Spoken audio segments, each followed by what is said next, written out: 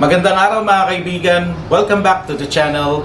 At sa video po natin ngayon, samahan niyo po akong i-unbox itong in-order ko sa Lazada. So kumuha po ako ng top box at ikakabit ko yan dito sa ating Easy Ride 150p. Bumili po ako nito kasi alam naman natin na very limited ang mga storage ng motorsiklo. Dito nga sa akin medyo malaki na siya. Kaya lang, pagka nilagay ko yung helmet ko at saka yung jacket ko, almost puno na siya. So pagka bibili ako sa labas ng iba pang mga gamit, ay wala na halos akong mapaglagyan. Kung minsan, sinasabit ko rito sa aking handlebar, kasi nagbili ako ng yung mga hook para dito. Kaya lang, parang hindi magandang dito tayo nagsasabit ng mga pinamili natin. Dapat talaga meron tayong proper storage kung saan natin sila ilalagay. So dito papasok ngayon yung top box na binili ko. So samahan niyo po ako, unbox natin to.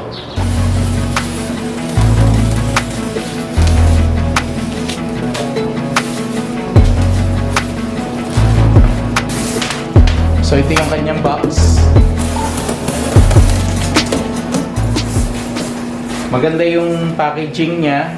Merong bubble wrap sa mga gilid para sure na safe yung yung item.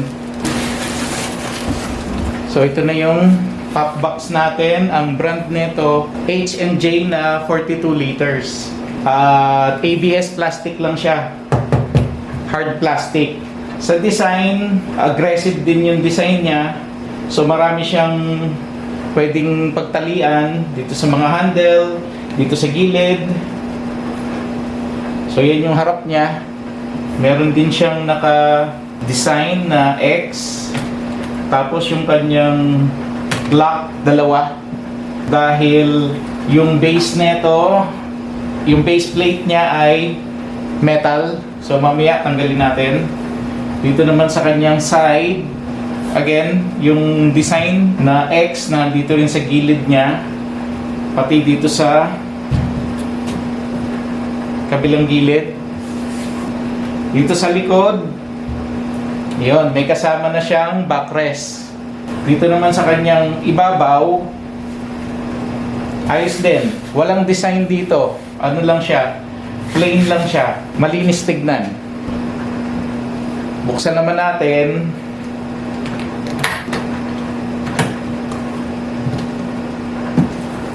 Yung mga ganitong lining, nakadikit lang pala ito ng double adhesive. Kaya nung binuksan ko kanina, tanggal siya. So siguro mas maganda rito, dagdagan na lang natin ng mga double adhesive para hindi siya natatanggal. Kasi ang pakiramdam ko rito, pag nasa initan yung ating motorsiklo, baka sa init niya, laging matatanggal itong lining na to. Pero sa tingin ko, ay maganda rin yung niya, yung lining niya, makapal din naman. Tapos may dalawang pocket dito. Dito naman sa loob niya. So ito yung kanyang liner. So naka double adhesive lang, makapal din. So parang may foam siya, malambot. Ito yung kanyang manual. So kung paano siya ikakabit sa ating motorsiklo. Tapos ito pa yung ibang niyang accessories. May dalawang sticker. Dito yan nilalagay sa mga gilid dito. Kaya lang dalawa lang. Ganda sana kung apat para pati dito sa likod malagyan natin. Ganito itsura nung kanyang key. So dalawa siya, may isang spare. At hindi naman siya kalakihan. Tapos ito naman yung kanyang mga hardware, mga tornilyo, yung mga W bracket. Okay. Pag tinanggal ko tong liner niya, ganyan naman yung itsura sa loob.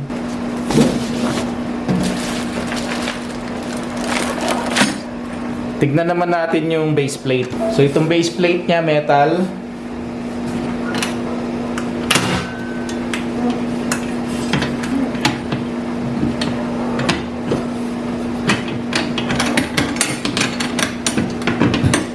Mas nagustuhan ko tong H&J kasi nga para siyang Duhan brand. Kahit ABS plastic yung top box, metal pa rin yung pinoprovide nila na base plate. Yung plastic kasi, hindi ko alam kung tatagal yun eh. Pero ito, for sure tatagal ito. So pagbubukas ng mga lock, pinipindot lang dito sa ilalim. Dito rin sa ibabaw naman. Try ko yung susi niya.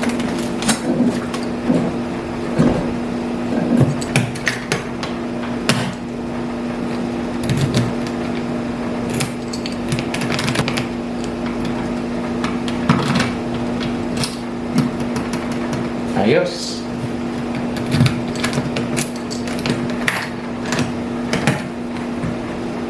Sa quality, nagustuhan ko siya. Maganda yung quality ng kanyang materials. Yung pagkakakonstruct sa kanya, maganda. Maayos, wala akong nakitang defect. Tapos yung kanya namang bigat, siguro mga nasa 3 kilos siya. Ganun ang bigat niya. So tara, pakita ko na sa inyo kung paano ko ito ikakabit at kung babagay ba ito sa ating Easy Ride 150P. Itong base plate niya, pinapatong lang yan dito sa top box bracket. Siya nga pala, nakuha ko lang din ito sa Lazada. Yung kinuha ko pang PCX 150 at 160. Yung butas niya ay saktong-sakto. Wala kayong babaguhin. So ipapatong lang natin to rito, tapos hahanapin natin yung magmamatch dito sa mga slot niya, tsaka dito sa slot ng top box bracket.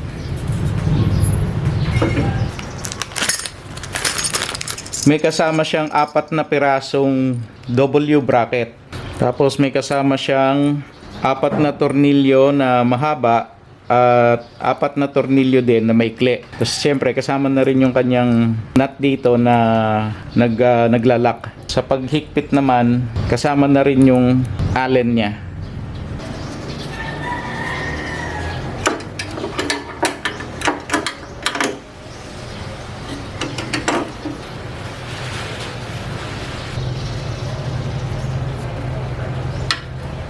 So ganyan ko lang pinweste yung mga tornilyo. So 4 na piraso yung ginamit ko. Pero hindi ko pa siya hinikpitan. Kasi gusto ko munang ipatong o ilagay yung top box and then testing ko kung hindi sasayad pagka binubuksan at saka pagka sinasara yung upuan.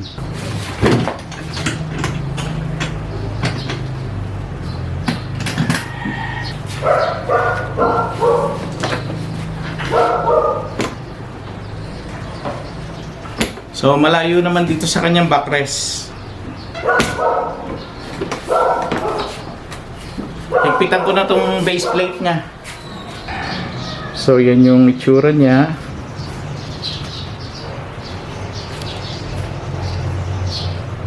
Maganda yung ano niya, yung dating niya dito sa ating Easy Ride 150P. At masasabi ko na bumagay siya talaga. Tapos yung palang dito sa ilalim, dito sa base niya, hindi ko na ginamitan ng mga gantong W bracket. Kasi doon sa aking bracket dito ay hindi na matatanggal yung yung tornilyo niyan. Maayos naman yung pagkakakabit.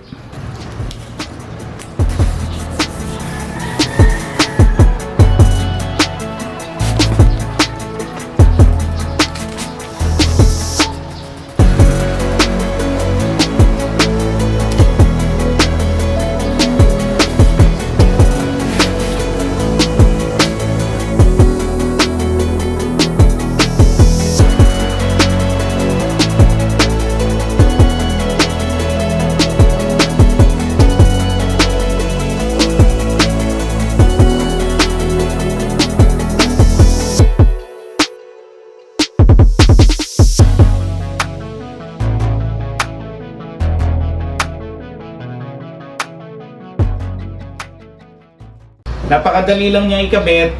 Ganun din yung quality ng materials niya, nagustuhan ko. Although plastic lang siya, pero maganda yung construction niya. Tapos definitely malaki maitutulong nito pagka bumabiyahe ako. Pwedeng sa long rides, marami kang mailalagay, o kahit na yung may kukuhanin ka lang o may bibiling ka lang sa malapit na area, iba pa rin talaga yung meron kang maayos na storage. H&J na ABS plastic din yung binili ko. Unang-una, yung price niya. Nakuha ko lang to ng nasa 2,499, parang ganon. Tapos may mga store voucher, may free shipping. Kaya parang 2,399 ko lang siya nabili. So, napaka-affordable ng presyo na yon. So, sana po may nakuha uli kayong idea dito sa video natin ngayon. And if you like this video, please share, like, and subscribe to my YouTube channel. And don't forget to click the notification bell para lagi po kayong updated every time na mag-upload ako ng bagong video. So mga kaibigan, marami pong salamat and I hope to see you again on my next video. God bless!